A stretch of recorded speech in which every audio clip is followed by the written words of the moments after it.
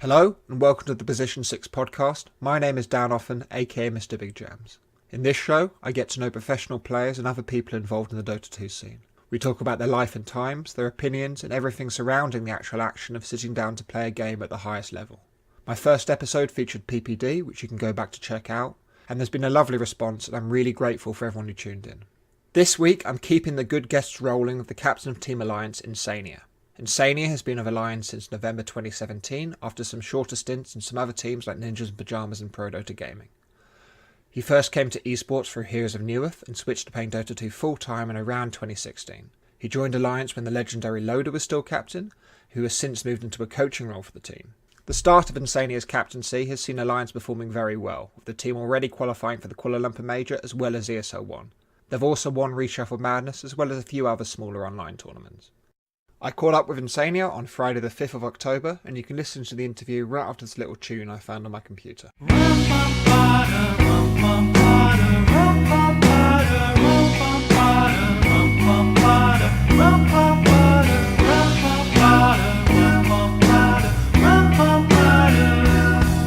So how is the team going? The team is feeling great. We stuck together despite not qualifying to TI. I think, to be honest, that wasn't really much of a decision for us. It was something that we always intended to do. Was it a disappointment not to qualify for TI? I wouldn't say it was a disappointment. When it was announced that there was only one slot, I think after having scrimmed quite a bit and knowing how strong OG were, at least in comparison to ourselves, we felt like maybe qualifying was it was going to be hard. But I think we expected to do better than how we did. We did fairly well in scrims for the TI qualifiers, and when it came down to it came down to a few, two games that we felt that we kind of messed up. We had good control over the games, but we ended up dropping to both Kingwin and the misery stack, Blinkpool. Yeah. So, yeah, it was a bit disappointing, but I think all in all, it ended up for the better for us because it made us more motivated to try harder this season. And we took a little bit of a break over the summer, but overall, most of us, I think, we're still playing quite a bit. Do you feel you've kind of got a head start on the other teams then? Yeah, for sure. I think a lot of maybe the reason that we're performing so well right now isn't only to our own credit, but also partially because a lot of the teams have been shuffling and they are still not as coordinated as a team as I feel like we maybe are at the moment. And these are the advantages you get from sticking together. Whereas you kind of feel like already a gelled unit. Yeah, exactly. Or more so than other teams.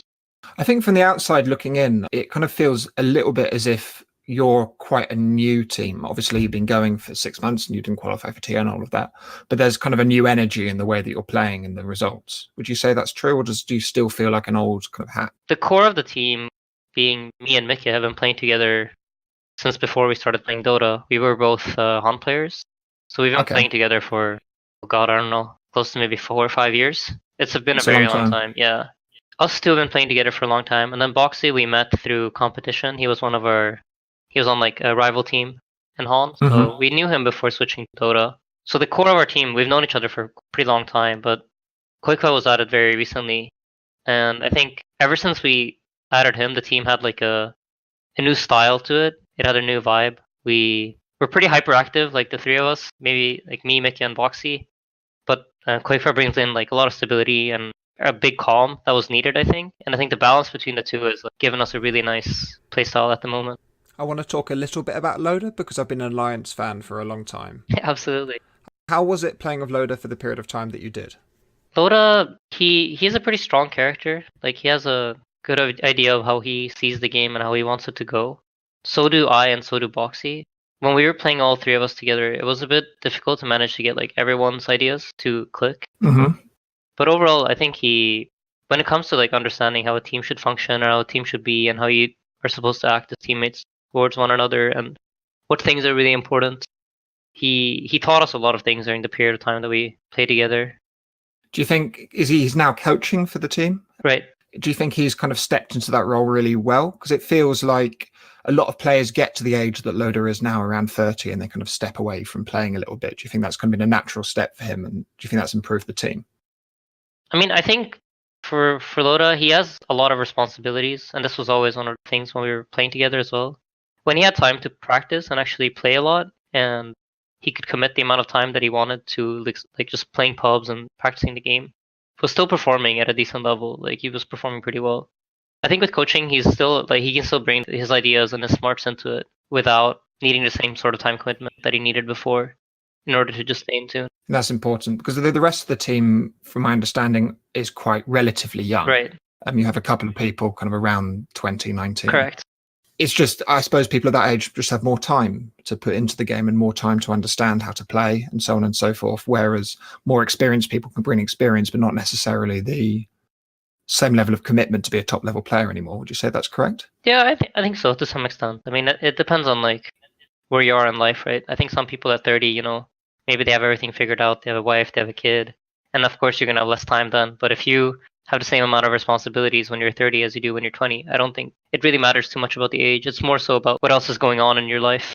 So the group that you've got now together, because obviously you've been playing with some of these people, as you said, for 4 or 5 years, would you consider them friends? Oh, I think so, for sure. Everyone on this team I consider a friend. That's been something that we've been really stressing. Like both me and Mickey wanted to play with people that we like. We wanted to do something that's going to last long term. I'm the one of those teams that, we play and then you run into some hard times and just give up. Like find new players or blame the players for not being able to do something. We've always tried to have the approach of like, let's try to figure out what we're doing wrong and try to improve on it and make sure that we have a group of friends that we like believe in and we know that everyone's going to commit, everyone's going to put in the effort that they need to do. Yeah, I think we're for sure friends. It's really important. Because a lot of the teams that have done really well over the past 2-3 years, teams like VP, teams like OG, I suppose they had a lot of upheaval last year, but there have been teams that have stayed together a long time.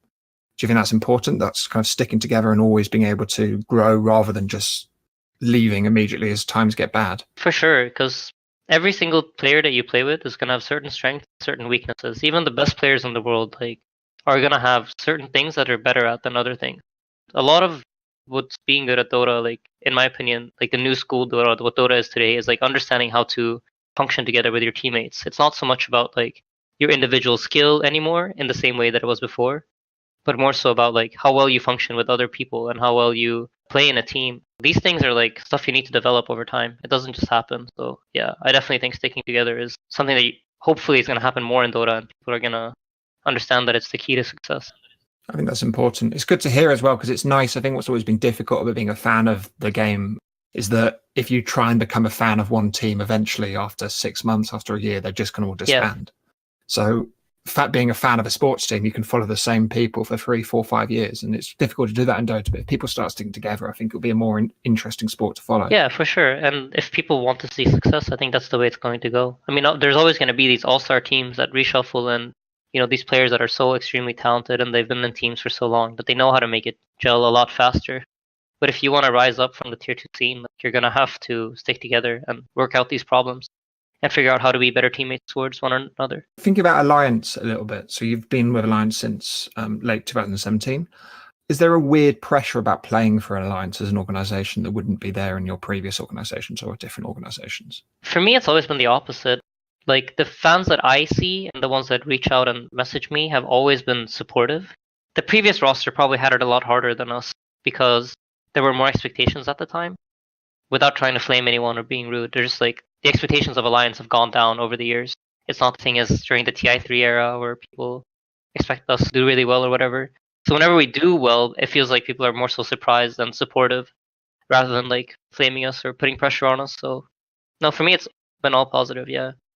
Do you think there's more of a spotlight on you because you're playing for Alliance than you would be if you were playing for another organization that's less famous? I think when we do well, yeah, for sure, the people are very fast to come and compliment you and be like, "Oh, Alliance is back" and all this stuff, and it's of course fun to read. You can definitely feel that. It's a team that the community is always egging on, as it were. Do you feel any sense of the history of the organization hanging over you, or do you feel kind of just like your own player and there's no sense of the history of Alliance behind you?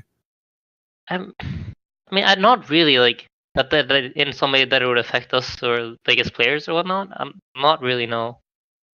I mean, there's always the fact that Loda's involved with the team and he has these ideas from TI3 that he shares with us, and in that way, I guess it does affect us, but not really from fans or any outside. Does it feel like your team then? Because you're the captain of it. Does it feel like an iNSaNiA team, or does it feel more collaborative?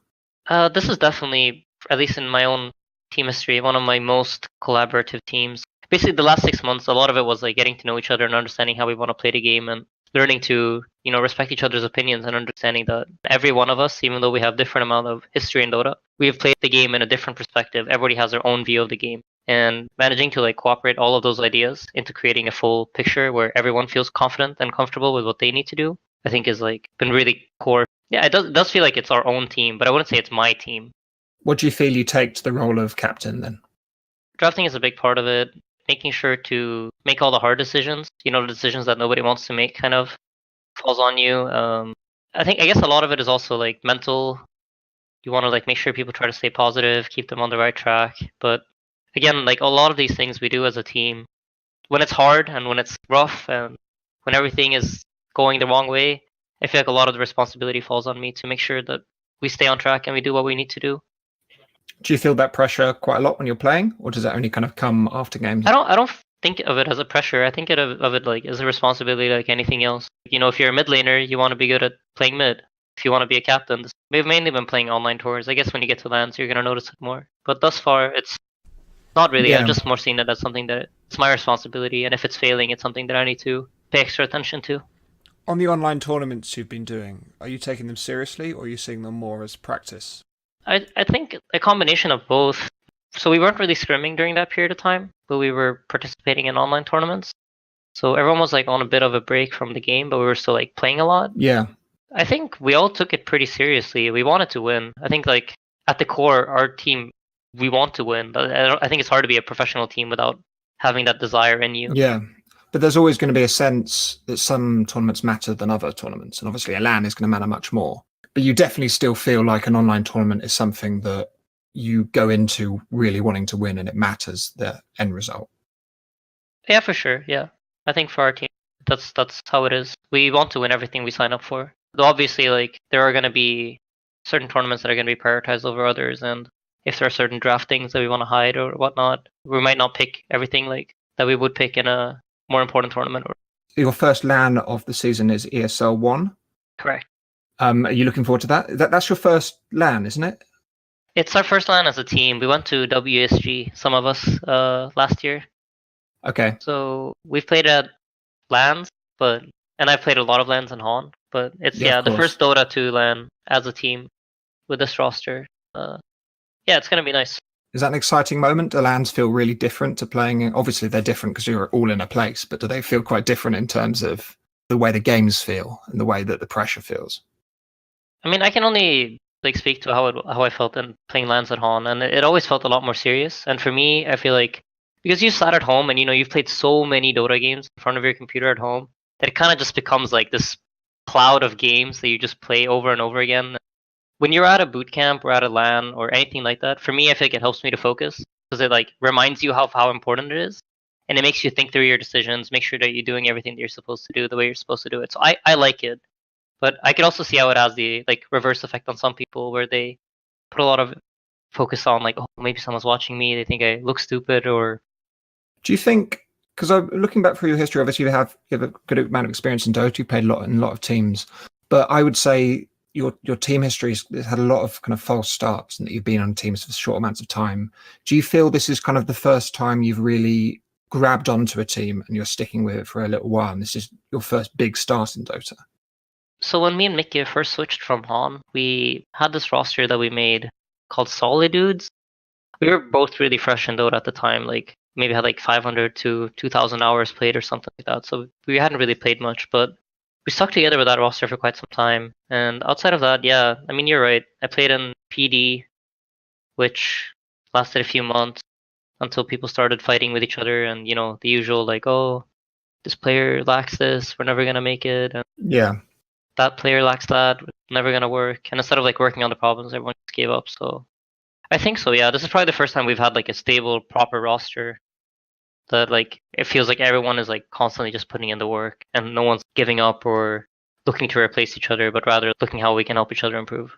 Do you think, especially in kind of the role that you have as a support, as a captain, it's worth having that time of instability, that time of building experiences and teams that don't quite work, so that when you hit a team that does, like at the moment, you have that to fall back on? Do you think that time was wasted, or do you think it really helped you build what you've currently got now?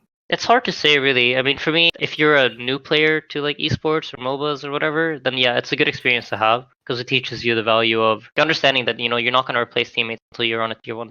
That's just not how it works. At least in most cases, some players are super good and super talented and they get picked up. But if you want to make a team work, it's gonna take time. In my case, I think I had a lot of experience come from before. I knew this before I even moved to Dota. The hardest part is gonna be finding 5 players that you want to play with. Yeah. And that are gonna be willing to believe in each other. Does Dota feel like a different scene to? Obviously, it's a bigger scene than Hon was to some degree. Yeah. Does it feel like a very different scene? Is the feel of it different? It's a lot bigger. Yeah, I think times have also changed. When I talk to Quakefa tells me of how it used to be in Dota, I feel like it's really similar to how it used to be in Hon 5-6 years ago, but it is definitely different. In Hon, I think all of the teams are like friends. Also, we have a totally different replay system where all the replays of all scrims and everything is public. All right. It's a lot less having these drafts and strategies and things that people don't know what you're going up against, but rather like how well can you beat me playing my best. That's interesting. Yeah. Is that exciting, that element of not knowing what people are going to do? I think it makes it take longer to learn the game in some ways. Like you don't really have as much to look at. You only have like the official games that people play to really look at and study. It makes, I feel like, drafting and harder to learn and understand why people do the things they do, because usually you only get like a tournament per patch to really look at, maybe 2 if you're lucky in Dota, whereas in Hon you would have a year to just constantly look over how people play and look at all their scrims and such. So it's been a different challenge. I think this time to be a Dota fan is quite an interesting time because everyone's kind of starting out again. Obviously, there's teams like yours and there's a few teams like Liquid who have stayed together. But generally, there's been a reshuffle and there's a lot of new teams with a lot of new faces and a lot of new play styles. Right. Does it feel like that playing these tournaments that you're playing? Or does it feel a little bit more experienced because we've been with the current patch for so long? The teams haven't really settled yet, I feel like. They're not really sure themselves how they want to play. That's usually how it goes in the beginning. You don't really know yourself, like how do you best utilize the teams. You don't really know how good they're going to become. What I like about Dota at the moment is that I feel like a lot of teams have their own styles. You can look at a draft and be like, oh, this is that team. Do you think that's a symptom of how long we've been on the current patch? Or do you think that's just the evolution of the game? I think probably a combination of both. The patch has been pretty stable, but also like the patch is pretty open. You can do a lot of different things. There are certain things that probably are a bit too important or should probably get changed if they want to move the meta in a different direction, open it up a bit. But overall, it feels like a pretty balanced patch where you can do most things that you want. You've qualified for the first major. Are you really excited about that? Was it a big moment? That was definitely a big moment, yeah. I think none of us really, like when we heard that there was 3 slots to EU, we were really excited about that because we felt like, yeah, we have a decent chance. We expected like, all right, it's probably going to be like Secret and Liquid are usually the top dogs. We'll see how it goes. Whenever we've played them, it's been really, really hard for us. So we didn't expect to beat them, but we felt like, considering NIP is a new team and they haven't really had so much time to play together, we thought we had like a decent shot at least giving them a run for their money. As you beat them, which was great. Yeah, like it was... I think we didn't expect to win that series as easily as we probably did.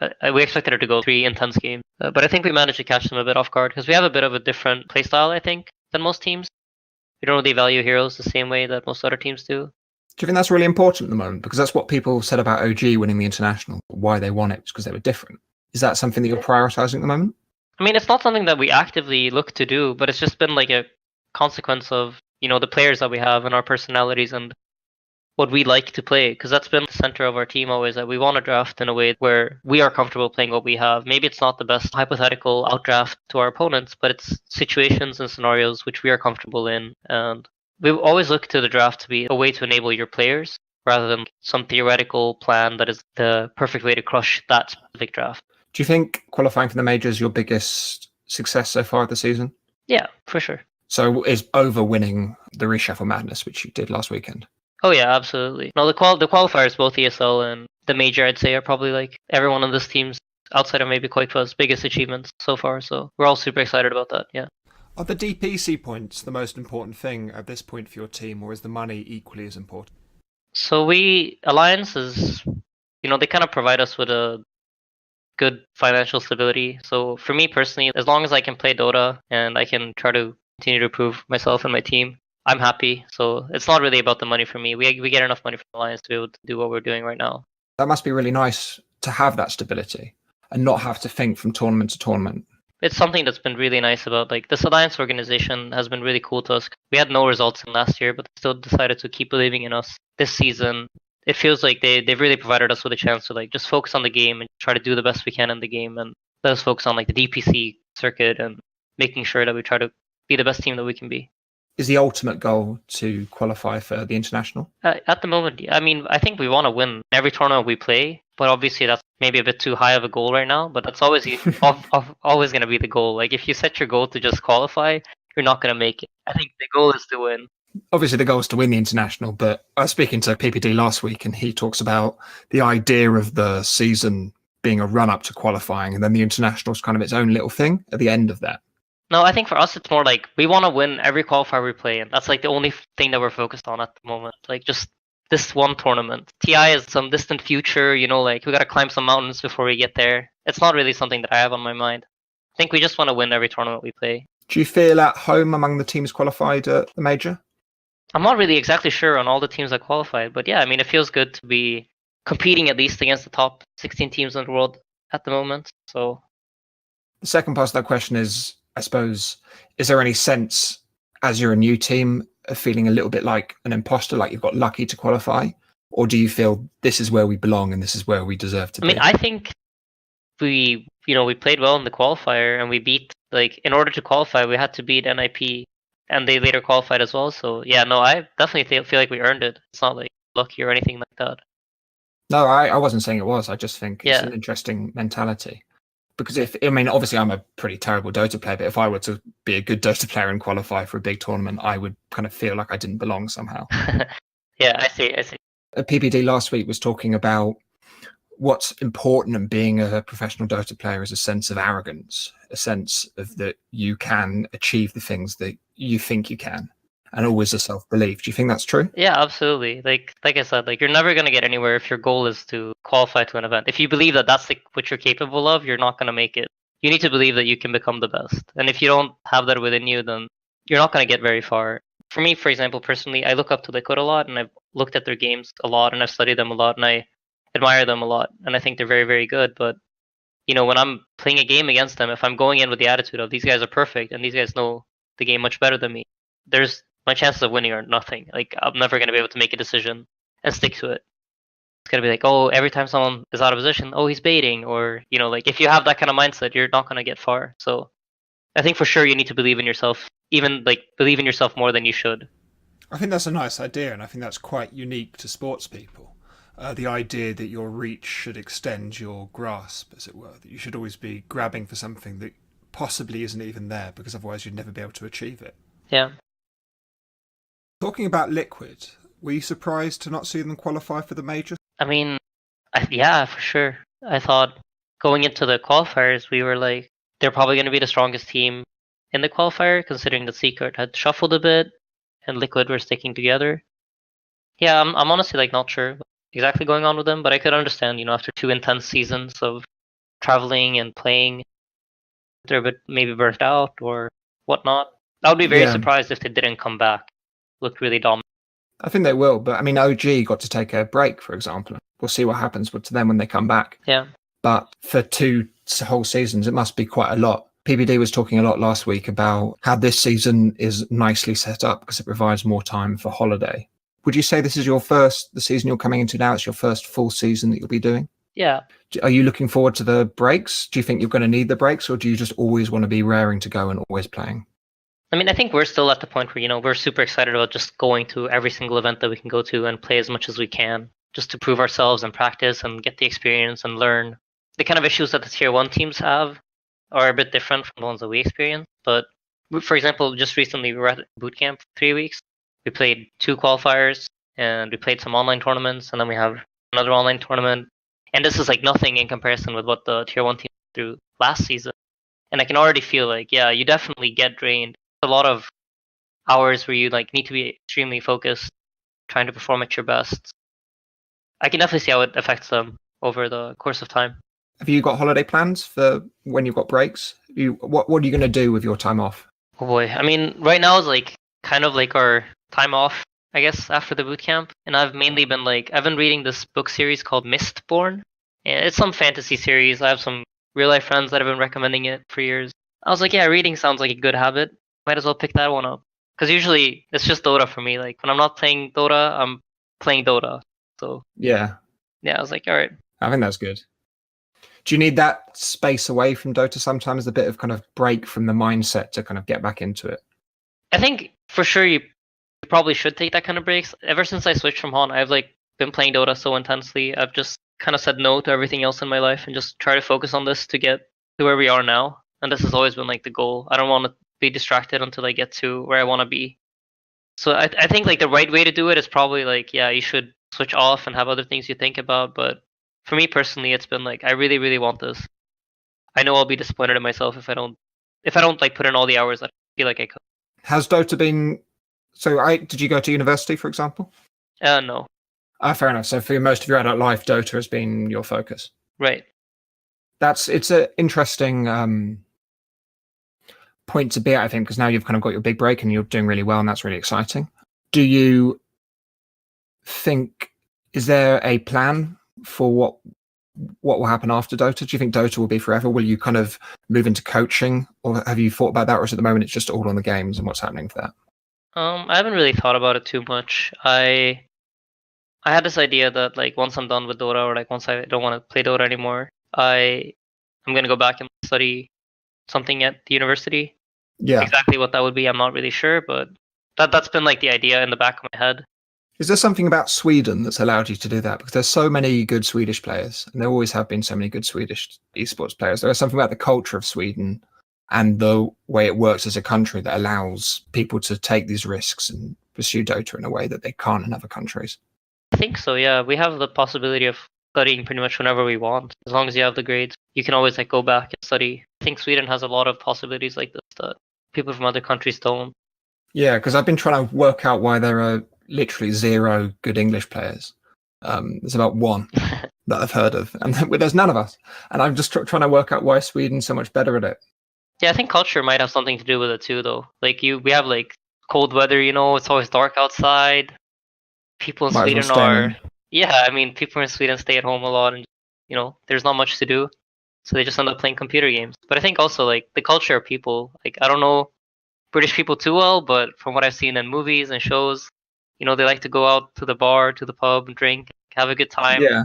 In cultures where socializing is a big thing, esports or like gamers are going to be probably less. So one of the nice things I think about being in the organization that you are in is that you have a degree of isolation from the difficulties of being a professional player. So talking to other people, it's apparent that they have to deal quite a lot with the managing of their teammates, the managing of media, the managing of sponsors. Whereas I imagine, correct me if I'm wrong, but I imagine in Alliance, you can focus a lot more on playing than someone like Puppy was able to when they were running Secret at the same time. Yeah. Do you think that's important? I mean, I don't know what it's like to be like an owner / player at the same time, the way it is for Puppy and the way it was for Loda. But based off what I saw and heard from Loda, it takes a lot of energy to run a company. It's like a full-time job, right? And then you want to have a full-time job as well as a player. We have like our manager that like takes care of all the scheduling, takes care of every like scrim thing that we might need to do, all the booking of flights. It leaves you to just focus on the game. Before, like, I used to always be forced to do all these things as a captain. Like, you had to do all the scheduling. One of my theories at the moment is that why it's quite difficult to be an esports player is that you have to deal so much with your teammates and who you're going to play with and who's going to remain in the team, and a decision like kicking someone will have to be made by the players.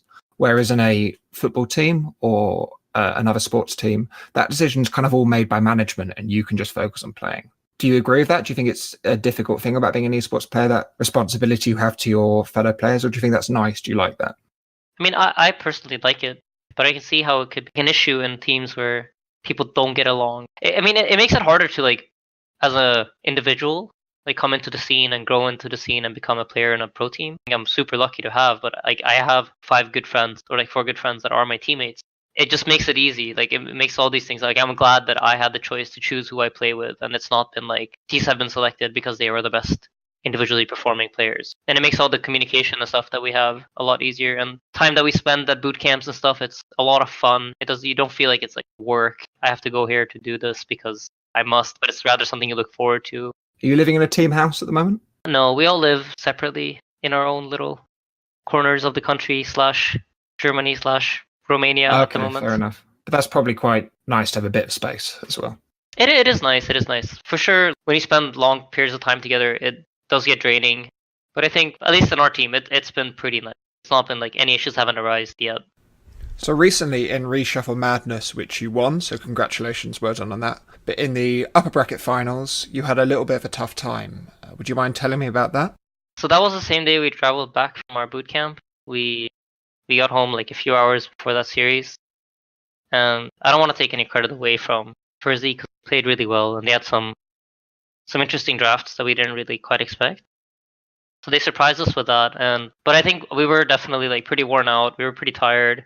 People were on flights like the entire day before setting up, and then like always playing on a new setup. Like even though it's at home, if you've been playing somewhere else for 4 weeks, 3 weeks, you're gonna be used to that setup, and then when you get home, it's always gonna be a little bit off. And I think for all of us, it was like the first game of Dota we played. Yeah, it was definitely like a hard series. I think especially for myself, I felt really, really bad. Yeah, I saw on Twitter you seemed really upset about it.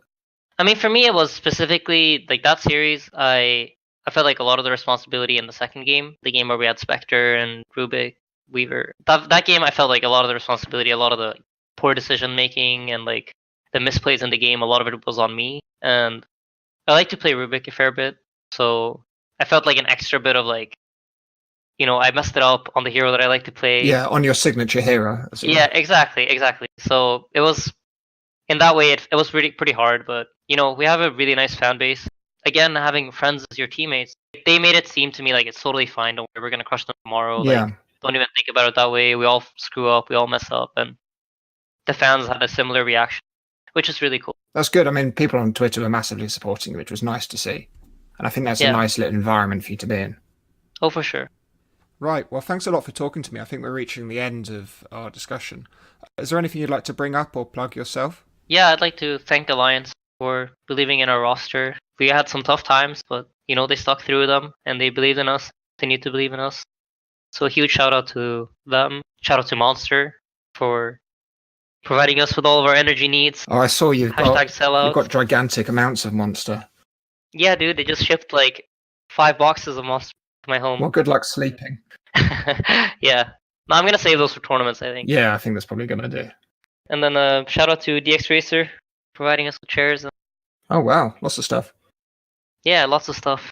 Yeah, basically shout out to all the fans. I think you guys, honestly, for me personally, more important than all the stuff that Alliance sends us. The fact that you guys support us and are always there, it means a lot. And especially like in those few moments where you start doubting yourself or you like feel really bad about how you're playing or whatnot, and people like remind you that it's not all that grim. It's really inspiring and it really makes you happy to read those comments. I don't know what you've been told, but I don't get out much these days. Thank you for listening to the Position 6 podcast, and a huge thanks to iNSaNiA for appearing on it. I was delighted to get him on, and I wish him the best of luck in the upcoming lands. I'm still planning on releasing new episodes every week, and next week's guest is Jack Chen, aka KBBQ, who is the team manager of Forward Gaming, a TI panelist, and an expert on the Chinese scene. I'm really excited to be talking to him because he's charmed me along with the rest of the world at numerous lands, and I think talking to someone involved behind the scenes will be a nice change of pace. The episode will be released next Wednesday. Thank you all so much for your support so far. From the comments I've read, I'm aware that this is a podcast that people seem to really want, and you'd hugely be able to help me out by following me on Twitter at DanielOffen, that's Daniel and then OFFEN, as well as by sharing the podcast wherever you can. The more listeners I can get, the easier I'll find it to book exciting guests, because who wants to appear on a podcast that no one seems to listen to? The more people tweeting or talking about the show will help people hear about it, and then hopefully a few more pros will get back to me. I do have guests penciled in for the next few months, but I could always do with a few more, so if you're a professional player or a manager of a team, or even just a Dota personality, please get in touch. If you'd like to suggest anything for the show or for any feedback or comments, please get in touch as well over Twitter or email. I'm aware this is a new format, and I'd love to help create something of the community that will be here for years. Thanks again for listening to this week's episode, and thanks to iNSaNiA for appearing on it. I'll see you next week.